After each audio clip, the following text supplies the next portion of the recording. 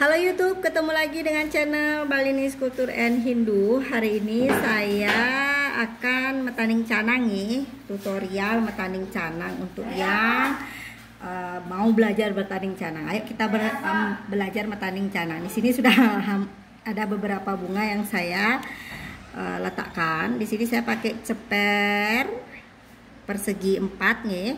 Di tengah-tengahnya saya kasih porosan dan di sini ada buah pisang. Kebetulan di sini saya tidak ketemu dagang tebu nih, jadi kurang tebu niki. Niki saya menata bunganya itu kalau di paling ujung saya pakai warna kuning, sebelah kanan bunga warna kuning, saya pakai warna biru. Di sini juga saya punya warna ungu. Nah, cantik kan warna ungunya, ungu muda. Kemudian di sini ada warna putih. Sini sekalian yang ini dah saya kasih warna putih dulu. Bunga pacah ya niki nih.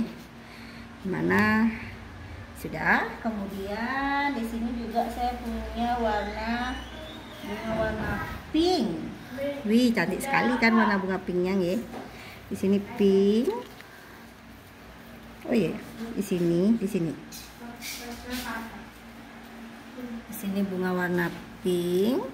Terus saya juga punya warna merah. Nah, biasanya kalau saya metaning canang, kalau canang ceper kan enak natanya nih. Yang kuning biasanya berseberangan dengan yang putih. Terus yang biru berseberangan dengan warna merah. Sekarang di tengah-tengahnya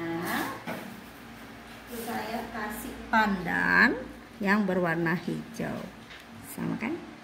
Ya, seperti inilah cara metaning canang yang cantik. Jadi kita menghaturkan kepada Ida Sang Yang Widiwasa yang indah dan cantik.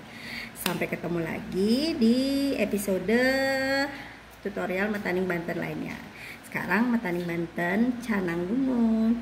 Bye bye. Terima kasih sudah menonton video Niki. Jangan lupa subscribe dan like. Boleh juga di share di media sosial kalian. Dadah, salam rahayu.